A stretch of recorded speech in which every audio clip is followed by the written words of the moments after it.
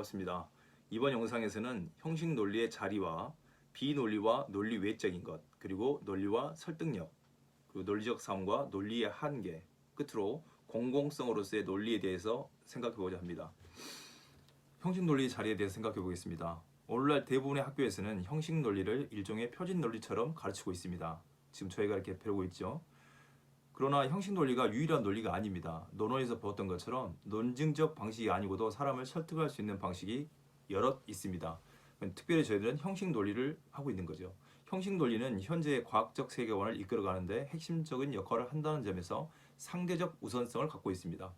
그러니까 유교나 불교에서는 그쪽 방식의 논리가 더 상대적 우선성을 갖지만 이 공공성으로서 저희가 논리학을 하고 있는데 여기에서는 유일한 논리이기 때문에 논리학을 배우는 게 아니고 상대적 우선성을 갖고 있기 때문에 그렇습니다.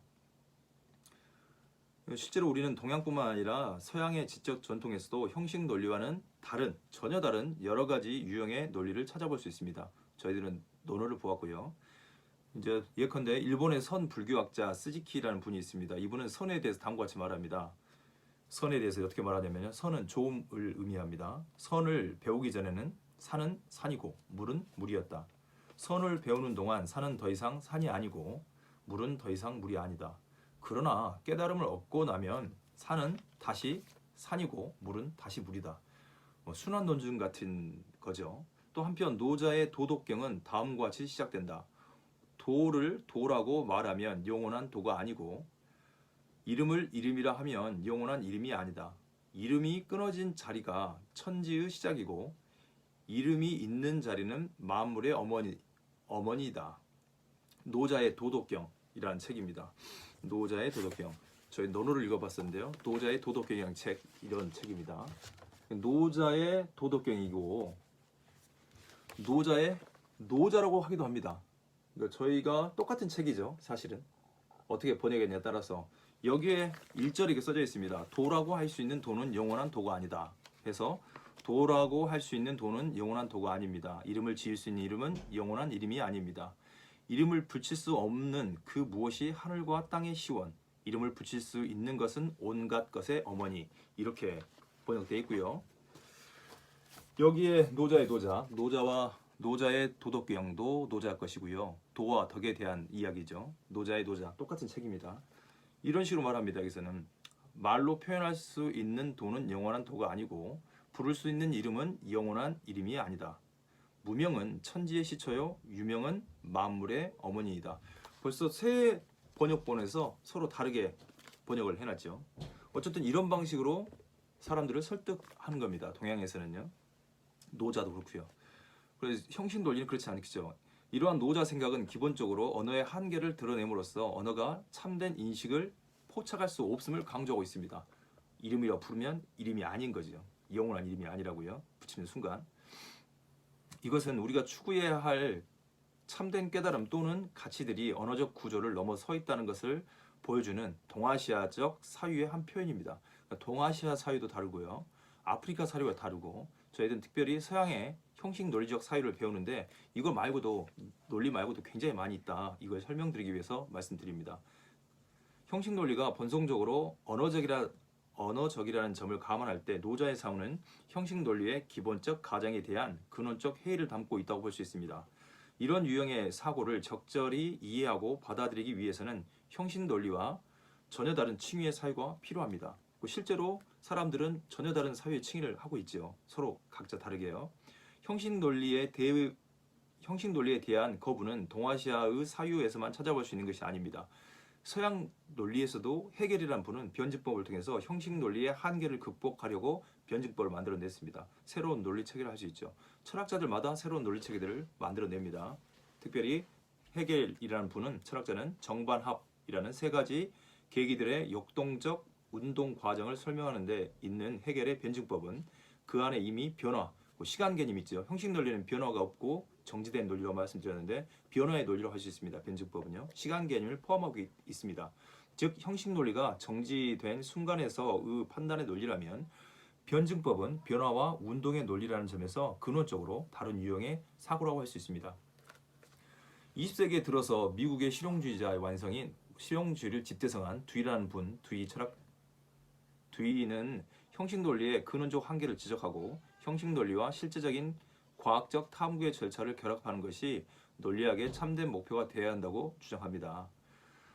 두이는 형식 논리란 탐구 안에서의 작용이며 그 형식의 의미는 실제 사용을 통해서 얻어지는 것으로 보았습니다. 그는 자신의 이러한 논리학을 자연주의적 논리학이라고 했습니다. 그러니까 변증법도 있고 자연주의도 있고 자연주의 논리학도 있고 그렇습니다. 근데 저희들은 형식 논리만 다루는 거죠. 이처럼 다양한 사고 방식들에도 불구하고 오늘날 학교에서 대부분의 논리학 강의는 형식 논리를 일종의 표준 논리로 받아들이고 있습니다. 그러나 그것이 표준화되어 있다는 사실은 형식 논리가 절대적 우월성을 갖는다는 것을 의미하지 않습니다. 상대적 우선성을 갖고 있습니다. 형식 논리가 우리에게 중요하게 다뤄지는 이유는 오늘날 우리가 수용하는 과학적 지식의 체계가 이 형식 논리의 연역 논리와 귀납 논리, 형식 논리에 근거하고 있으며 이러한 유형의 지식 체계가 우리에게 가장 중요한 현실적 유용성을 제공하기 때문에 형식 논리를 배웁니다.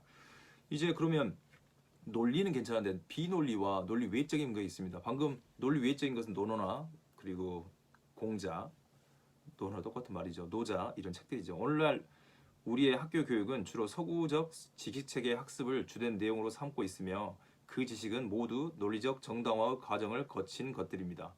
그럼에도 불구하고 한국인들이 여전히 논리적 사고 능력이 부족하다고 말해지는 이유가 무엇일까요? 그 이유 중에 가장 큰 이유 중에 하나는 전통적 사고방식과 서구의 논리적 사고방식의 혼재로 인한 사고의 혼란을 들 수 있을 것입니다. 학교교육은 거의 전적으로 서구적 지식 개념과 체계에 의존하고 있으면서도 오랫동안 우리의 일상에 자리 잡고 있는 전통적 사고 패턴이 하루아침에 대체되지 않고 있습니다. 그래서 지금 굉장히 많이 논리적이죠. 사람들은 흔히 우리의 전통적 사고 방식 또는 동아시아적 사고 방식을 비합리 또는 비논리란 말로 표현합니다. 그것은 대부분 부정적인 것으로 간주됩니다. 너 비합리적이다, 비이성적이다 말 자체가 그렇죠. 부정적으로 생각되는 겁니다. 합리적이네, 굉장히 논리적이네 이렇게 되면 긍정적인 말로 생각되는 거죠. 그러나 그러한 생각은 서구적 이성 또는 합리성 개념을 평가의 척도로 삼았을 때 적절하게 성립되는 이야기입니다.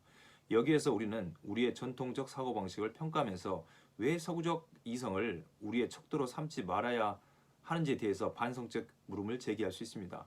동양적 사유는 비논리라기보다는 오히려 서구적 논리와 전혀 다른 유형의 사유체계라고 인식할 수 있기 때문에 그렇습니다. 노자도 그렇고 논어도 그렇고 전혀 다른 방식으로 사람들에게 교육과 가르침을 주죠. 이러한 상황은 우리에게 우리 자신을 평가할 수 있는 중심 척도가 매우 복합적으로 뒤섞여 있다는 것을 말해줍니다. 뒤섞여 있기 때문에 뭔가를 택해야겠죠. 동시에 그것이 오늘날 우리가 극복해야 할 핵심 과제라는 것을 과제의 하나라는 것을 말해주는 겁니다. 어떤 과학적 논리를 하고 있는 사람과 논어적 내지는 노자적 방식을 갖고 있는 사람과 같이 서로 이야기를 하면 누구 말이 맞겠습니까? 그러니까 굉장히 혼란스럽고 이걸 극복해야 되는 거죠.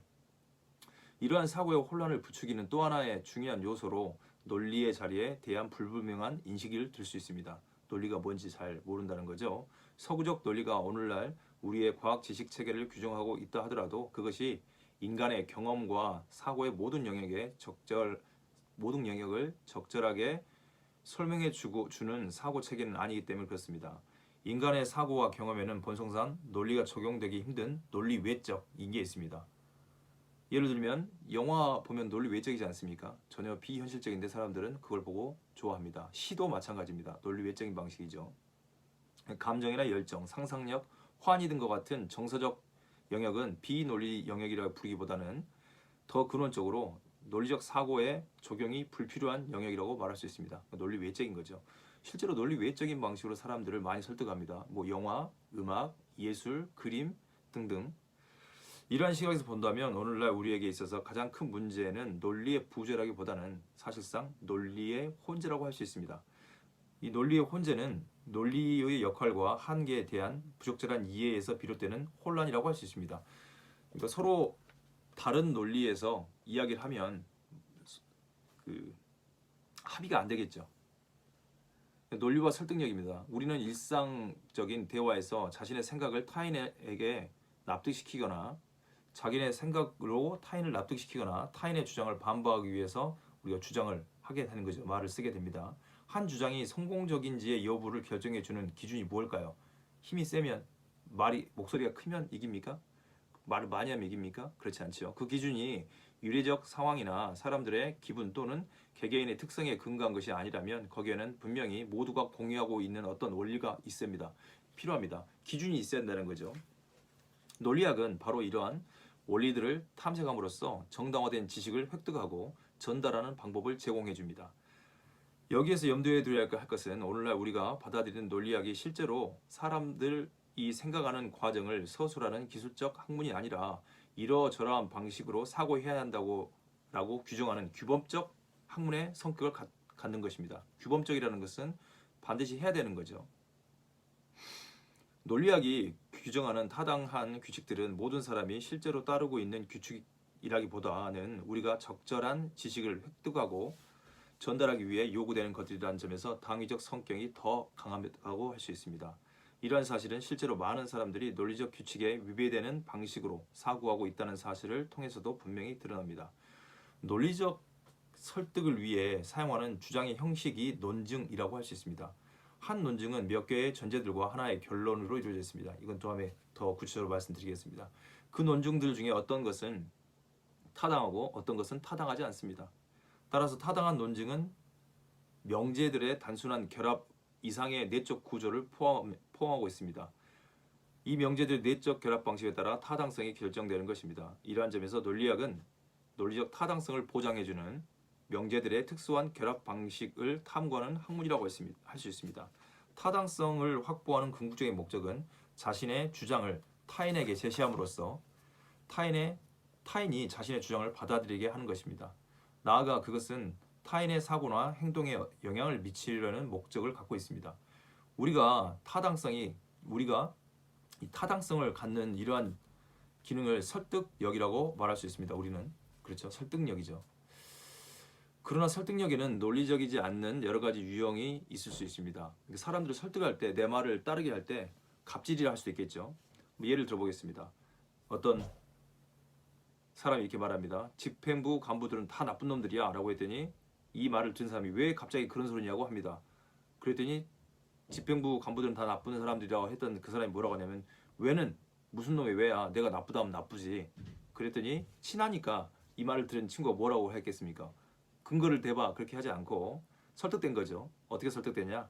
하긴 내 말 듣고 보니 그런 생각이 들기도 한다. 그러니까 설득된 게 아니고 관계를 깨지 않기 위해서 그냥 그래 네 말이 맞아 이렇게 하고 넘어가는데 이것도 설득된 겁니다. 이 경우에 이 처음에 말했던 이 설득된 사람이 첫 주장한 사람에게 설득된 것처럼 보입니다. 그건 사실이죠. 그러나 이 경우에 이 주장한 사람이 사용하는 설득력은 논리적 설득력이 아닌 거죠. 그냥 내가 그렇게 생각해 라고 말한 겁니다. 이 사람과 관계를 깨고 싶지 않으니까 그냥 그래 네 말이 맞아 이렇게 한 거죠. 갑식은 이 첫 주장한 사람에 대해서 논리적으로 타당한 근거를 제시하지 않고 있기 때문에 그렇습니다. 그럼에도 불구하고 이 말을 들었던 친구가 이 기분을 건드리지 않기 위해서 말대꾸가 귀찮아서 내지는 뭐 등등등 기분을 상하게 하지 않기 위해서 그냥 설득된 걸로 한 거죠. 마찬가지로 설득력에는 다양한 유형이 있을 수 있습니다. 예를 들면 힘으로 하는 거죠.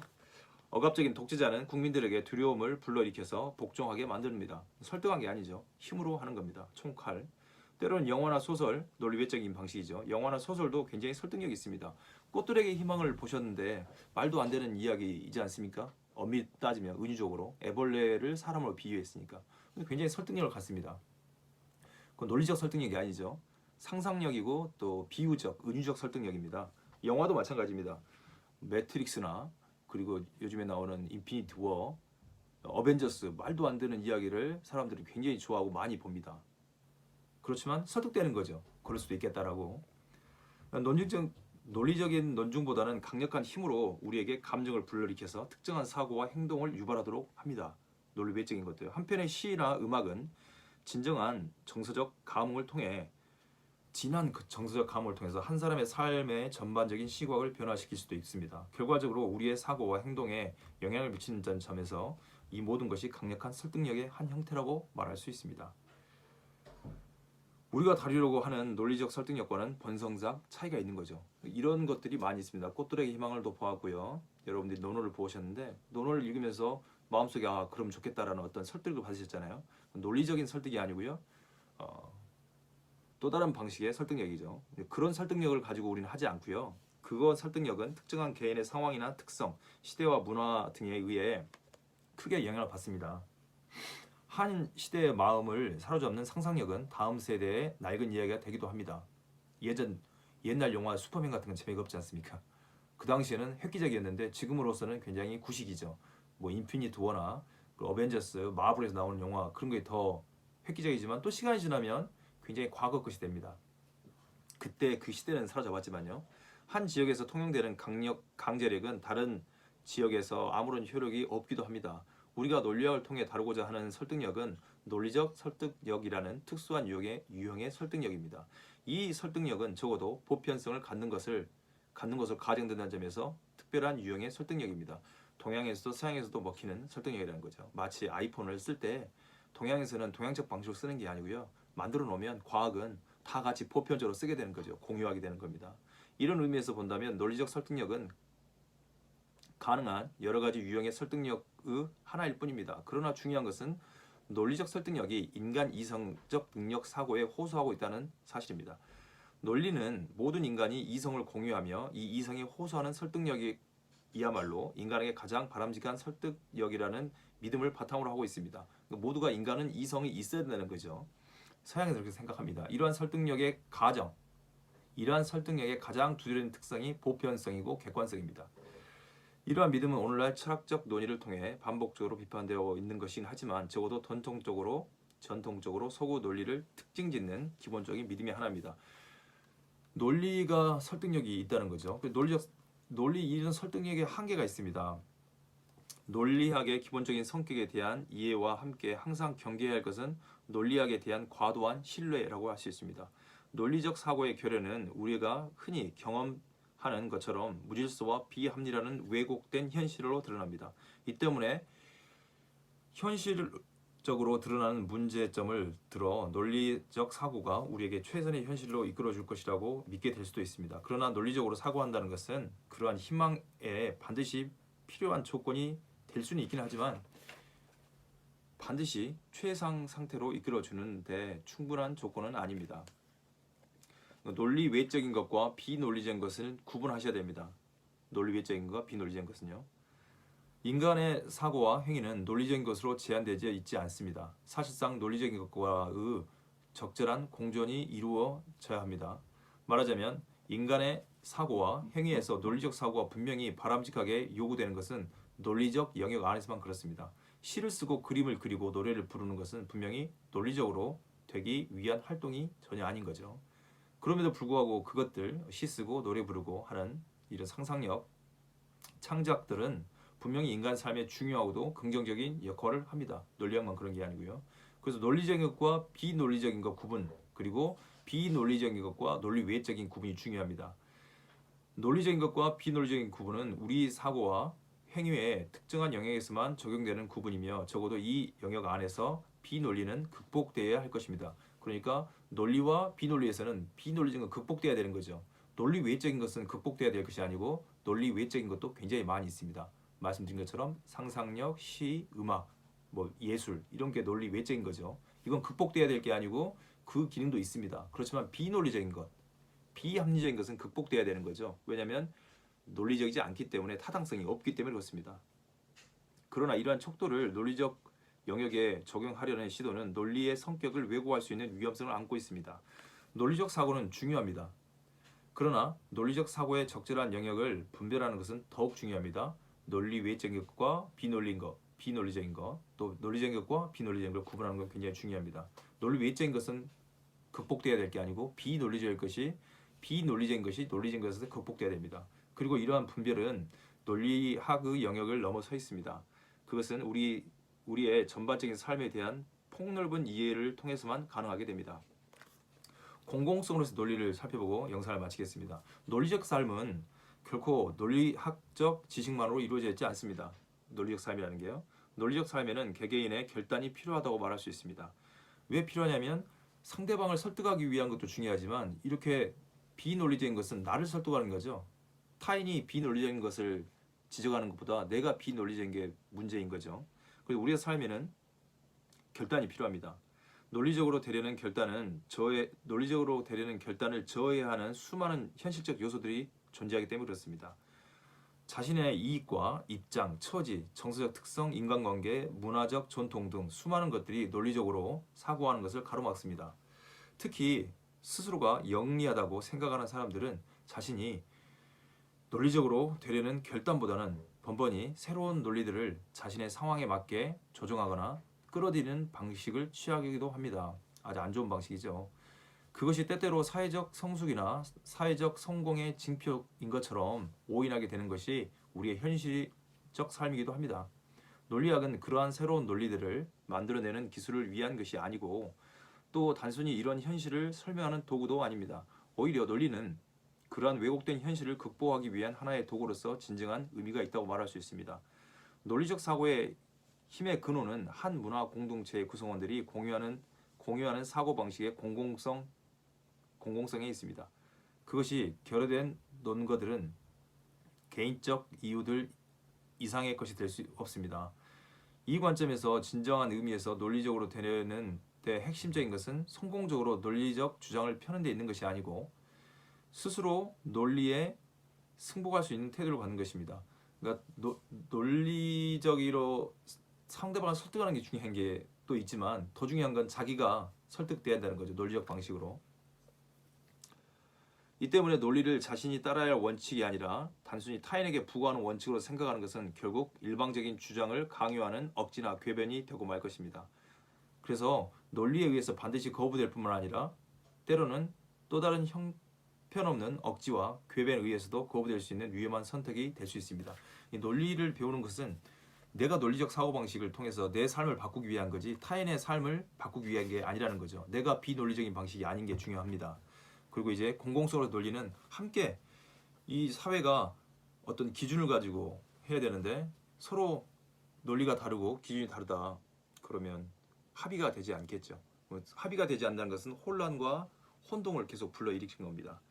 그래서 논리학이 저희들은 상대적 우선성을 갖고 있다는 거 꼭 기억해 주시고 비논리적인 것은 반드시 극복돼야 될 것입니다. 그러나 논리 외적인 것은 극복돼야 될 게 아니고 많은 영역에서 논리 외적인 방식으로 사람들을 설득한다는 것도 우리 살펴보았습니다.